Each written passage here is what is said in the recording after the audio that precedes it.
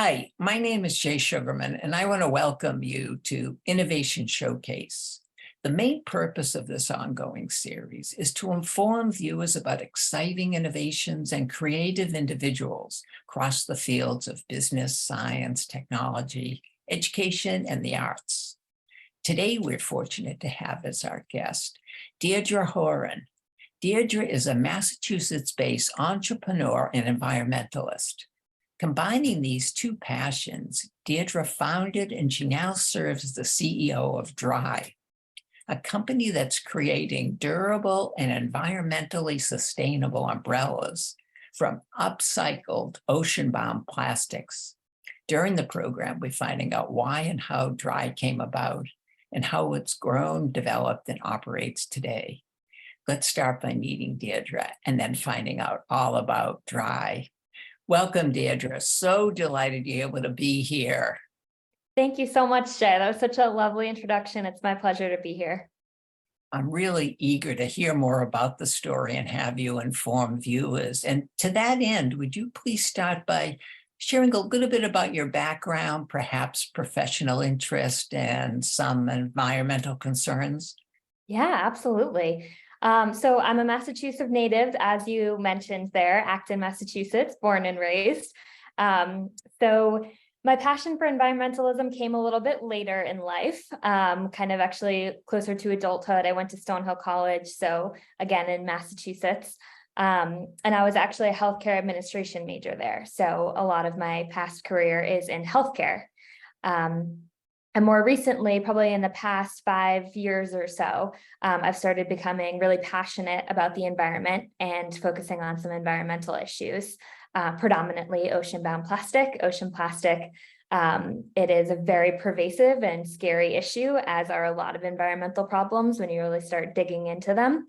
So while I do have passion for the healthcare sector, really environmentalism took over my interests, both passion and professionally.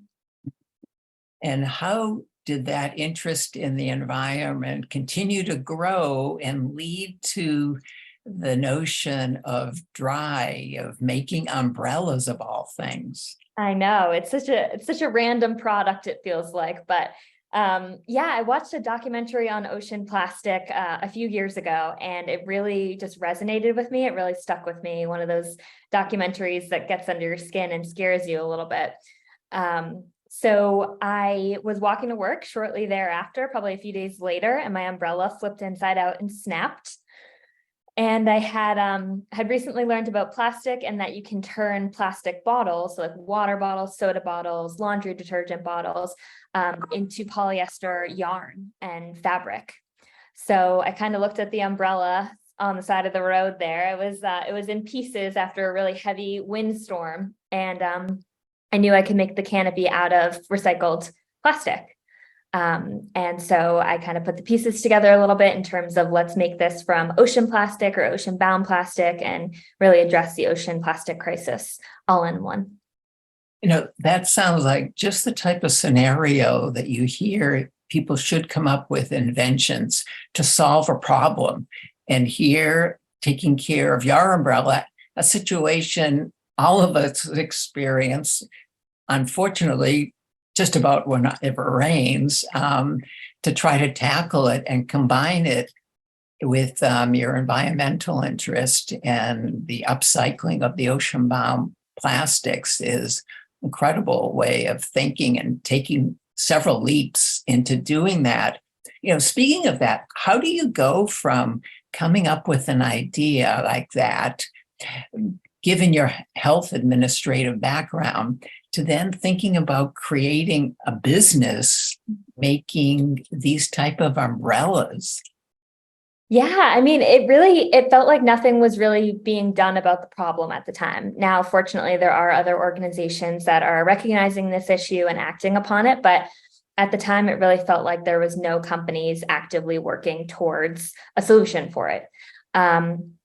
And I also couldn't name a single umbrella company. So it sounded like putting kind of an environmental name to a product that's typically very polluting, right? Especially in places like the Northeast where we are, umbrellas flip and snap and break after a few uses.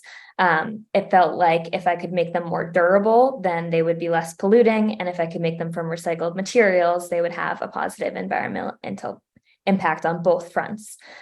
So that's kind of where the idea came. And I knew that if I wanted to pursue it, I would have to make it a business and not just a passion project, given the amount of work the supply chain takes and the fees associated with that. So I had never really had much of an interest in entrepreneurship or becoming a business owner, but I became passionate enough about this and really thought it was a product that could really have an impact in terms of scaling. So I decided to pursue it that way. And did you put together a team, have partners? How did you progress so you eventually had contacts for the materials and then got things a little down the road off the ground in manufacturing? So Google was my first team member, Jay, I'll be honest. I was my first friend. Now I work closely with the graphic designer. So the logo you see on the screen there, the website, helping really actually like select the colors and the things like that for the umbrellas themselves. So that's been wonderful and very helpful. And then the rest is predominantly partnerships. So partnerships with, I work closely with OceanCycle that certifies that the material we're using is authentically ocean-bound plastic that otherwise would end up in the ocean had we not intercepted it and used it for the umbrellas. And then I have partners actually in the umbrella factory at fabric mills along the entire supply chain. And then working closely with the customs agent in the United States to get them all shipped in and buttoned up and shipped to consumers. How about advice or perhaps mentorship with the business part of it? Because it's, again, one thing to come up with an idea for an invention, but then to get it off the ground, to bring it to market is a whole other set of skills.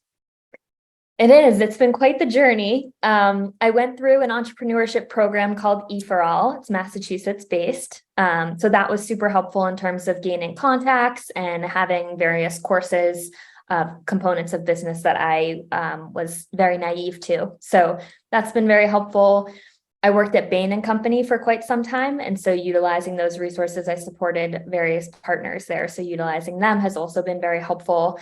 So just kind of my walks through life, I've been able to kind of pick up some people for advisory boards and their input throughout the journey, as well as oceanologists and scientologists in the ocean space to really understand and make sure that I'm addressing the problem in the most effective way possible. And how did you go about identifying where you'd be getting the materials? So the certification company I'm working with, OceanCycle, specifies in working with brands that are addressing this problem. So they really put me in touch with, we're gathering the plastic predominantly from the beaches of Thailand at this time. The vast majority of the plastic that the United States and other first world countries consume actually gets shipped overseas. It doesn't stay in our country. It gets shipped to smaller countries like Indonesia, Thailand, Vietnam, where unfortunately they don't have the waste management infrastructure to deal with it. So they receive it for the financial incentives. We spend billions of dollars exporting it. And it ends up in landfills, but those landfills are poorly managed. So it ends up being sucked into the ocean, drifting into their communities, and really just polluting their environment there. So we work with OceanCycle to create a connection with community members there who, like this gentleman here, gather plastic from beaches and coastlines, rivers, streams, anywhere that will eventually lead it out to the ocean should it not be collected prior. And they bring it to local recycling centers in those areas where it goes from bottles and then eventually becomes flakes, plastic flakes, which gets you closer to the raw form of plastic, which can eventually be turned into polyester yarn. You know, looking at this image, I know in addition to recycling the plastic and as well as making a high quality umbrella, you're also committed to compensating fair wages for the workers involved. Would you say a little bit about that? Absolutely. And that's been one of the most surprising but gratifying components of Dri for me. I went into it with the intention of cleaning up plastic and preventing it from going into the ocean. But one of the most exciting components has been the jobs that I'm creating along the supply chain. Some of those being local workers, and to that point, a lot of them don't have very high levels of education, so they might not have jobs in a more formal sector. So being able to provide people with jobs that don't really have an educational level to bring them any sort of alleviation from poverty has been really, really gratifying and exciting. And I hope along my entrepreneurial journey to be able to go and visit them and see them in their environment as well. Nice, nice. So after the plastics, such as these in the image here, are collected, could you take us through some of the next steps on the production cycle? Sure. So after the plastic is collected and is in this form, it goes to the recycling center. The labels that you see on all of that plastic are ripped off. The plastic is cleaned. And then it's sorted in per type of plastic, and then it is actually shaved down into plastic flakes. And so those plastic flakes, yeah, perfect, those are them. Those plastic flakes are getting us closer to the raw material of the plastic, which are plastic pellets. And those then are sent to the fabric mill. And the fabric mill takes that plastic and sends it basically through this very large and complex machine that essentially melts it down from that plastic form into polyester yarn. So it changes consistencies.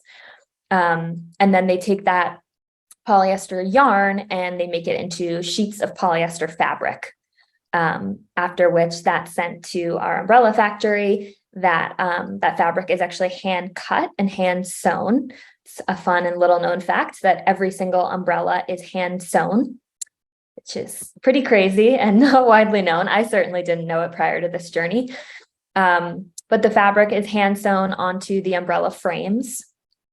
And then the bamboo handles are placed on, all of the other components of the umbrella are assembled and then sent to me, then sent to you. Nice, nice. So once you started getting the materials and thought about design, could you also take us through the different prototypes you went through and where you stand now as far as the development of the product we can look forward to soon? Yeah, there has been many samples. There have been many samples along the way. As I kind of alluded to earlier, one of my biggest concerns and one of the biggest concerns about umbrellas is the durability and their ability to last longer than 2 or 3 storms. Because a product, in my mind at least, can't be eco-friendly if it breaks after a few uses. If it just ends up in landfills, it's not really standing the test of time. If you just have to constantly replace it, then it doesn't really seem to serve as an eco-friendly item. So the iterations have really been a lot of increasing the durability and finding ways with the pole, the shaft, the overall structure of the frame itself that we can use to improve the durability of it. And I also really wanted the handle to be made of something, not wood. I don't want to cut down the Amazon in order to save the oceans. I didn't want to create more plastic for that. So we landed on bamboo, which is one of the most regenerative land plants. It can grow up to 3 feet in one day. So it felt like using that for the handles and having it grow back at such a high rate was a sustainable way to go about it. So we've received a lot of samples iterating on all those components of the umbrella. And then we've received more recently just in terms of the logo placement to verify that that's exactly where we want it. And the colors a little bit, there's various shades of blue and green. So we wanted to test out those. So every iteration we've been receiving has been closer and closer. I'm going to be receiving one in about a week that's going to have both the box that the umbrella will come in, which we're very excited about, include the hand tag, which will give a little more context into somebody who maybe doesn't know what Dri umbrella is. The hand tag will show them a little bit more. And then, of course, the umbrella itself, it will be one of the turtle ones, which is my favorite. So very exciting. Nice, nice. Through the iterative process, what have been the major challenges and what were the breakthroughs that led to what's soon to be the final product? Well, and a funny story, the first umbrella I received wasn't waterproof. So we really started from the bottom and have been iterating strongly ever since. So yeah, that was the beginning. And the challenges have really been communication. It is really difficult in terms of time differences. These are manufactured in China, where over 90% of the world's umbrellas are manufactured. So cultural differences have been a bit of an issue, but we really have worked all of those out, and it has been a pleasure to work with who we are. They're very heavily invested in the mission as well, which is something we're really looking for out of partners. This will be the first type of umbrella in existence that's built out of ocean-bound plastic, and they recognize that and are very excited to be on that journey with us as well. So we've really worked hard in the relationship, and they're very much on board with us too. So that's been great. But of course, there's the challenges of time difference and language barriers and things like that. But I've always felt, like the more people we have on board, the more people are making an impact on this and invested in the problem. So that's been really rewarding, challenging, but ultimately one of the more rewarding components as well. How have you gone about funding, raising enough money to keep it going along the way?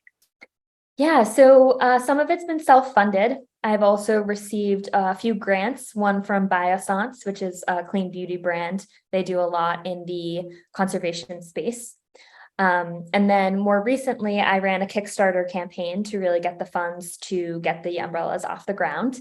And that was great and very successful. We raised almost $30,000. So that was wonderful. So that's really been the ways to continue to move forward with it. And it's been amazing to see the enthusiasm for the product, the support for the product, and very validating as well. That is something that people want and want to be part of. Mm-hmm. Mm-hmm. So right now things stand close to making them available. What do you see the timeline as far as viewers and others being able to purchase a Dri umbrella? Yeah, so they're available for pre-sales now on the website. Very exciting. The plan right now is October to receive them. So we're hopeful that the customs agents I'm working with are very hopeful that we'll be a little less backed up than ports have been historically over the past few years due to COVID. So I'm receiving what I hope will be the last sample, because my house is becoming full of samples. So it's time to actually get the product. So we're hopeful this will be the last sample. It will be in the gift box, which is what they come in.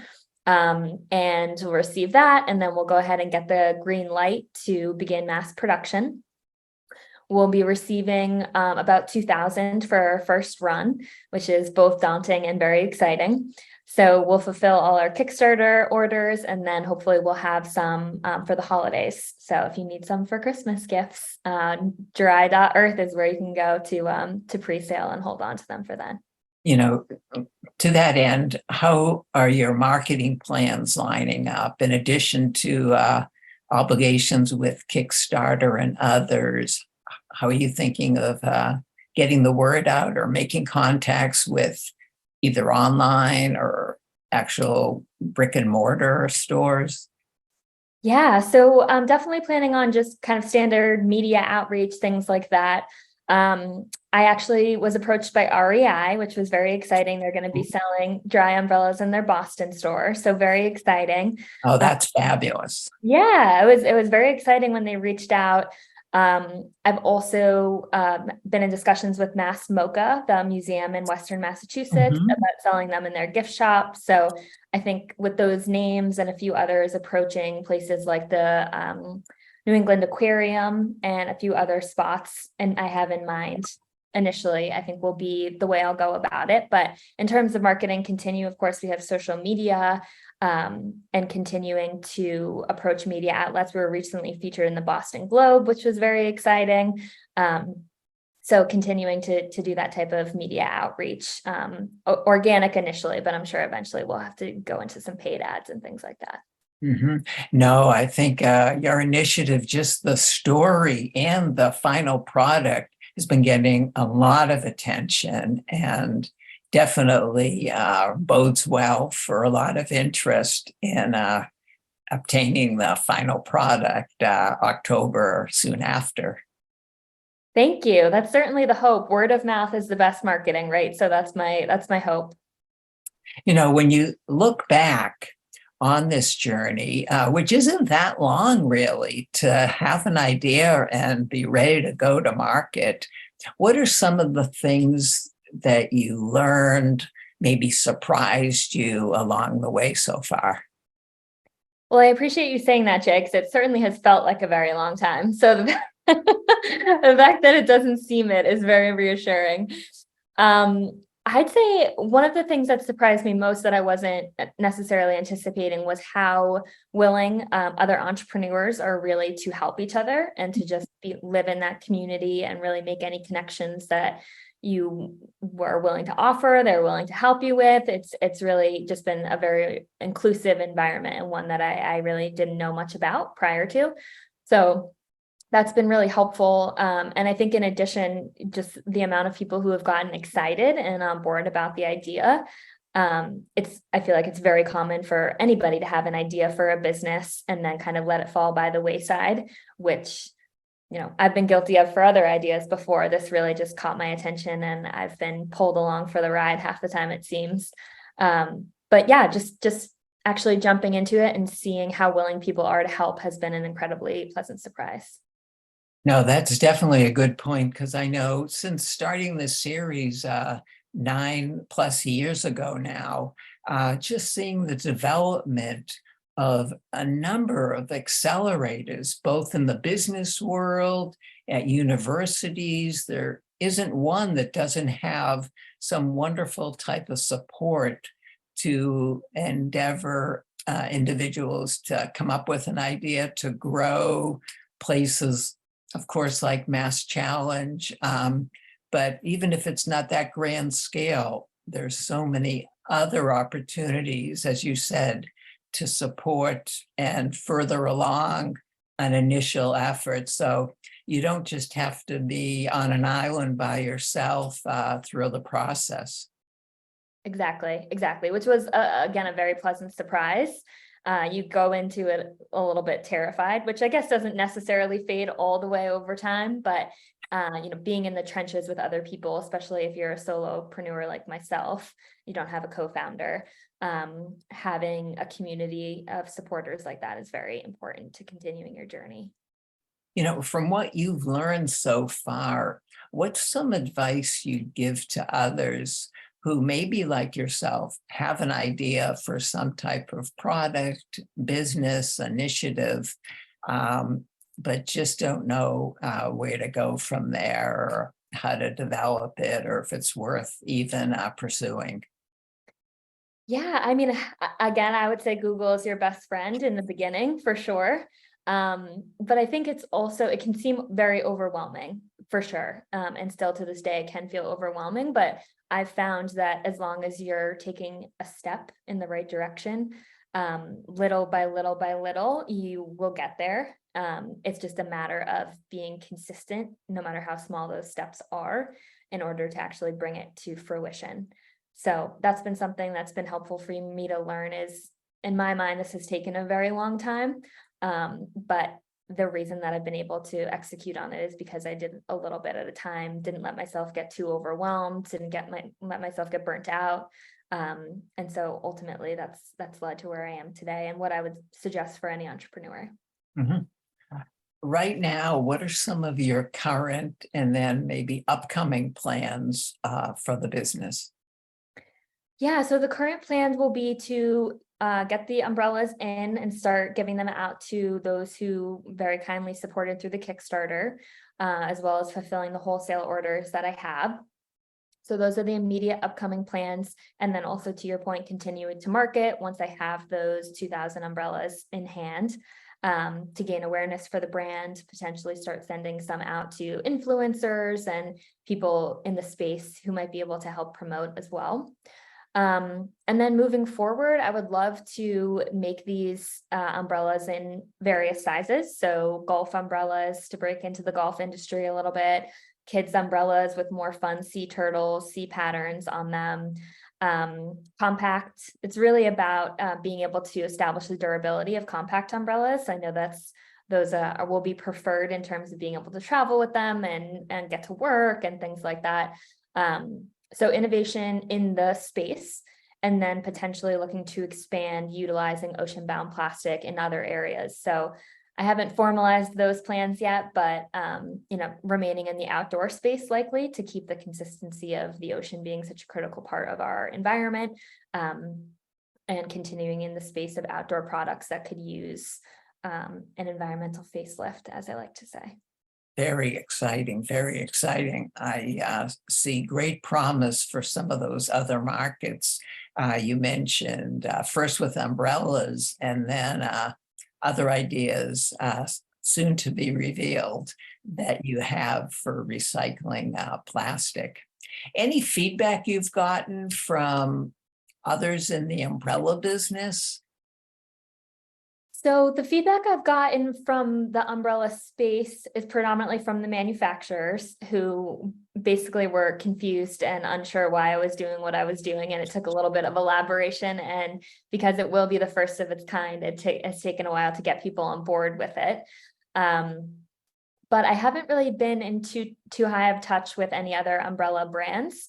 I've really been trying to focus on building what I would like as a consumer, in terms of the style of it, the colors, the pattern. I was really excited to just kind of make it my own and then see where it falls amongst the other umbrella brands. Nice, nice. How can viewers and others keep in touch, find out more, trace the development, hear when it's going to be available? Yes. So our primary social media is at dry_umbrellas. So that's where we're most active on social. And then the website is dri.earth, DRI. That's another component I always have to say. And it's spelled DRI, which I wanted to spell it that way, but mostly so I could put a raindrop above the I. I thought that would be fun. But it does take further explanation when you're explaining the name of the company. So the website is dri.earth, DRI.earth. So you can contact us directly through the website, or message us through social media. Wonderful, wonderful. Well, it's a very inspiring story. So delighted to hear the success you're having, whether it's been short or long in the process. It's the finish line's getting closer and closer, and definitely looking forward to the availability, hopefully this October. Yes. Thank you so much, Jay. I appreciate the support and the encouragement, and it has been a journey. We're very excited for October to arrive.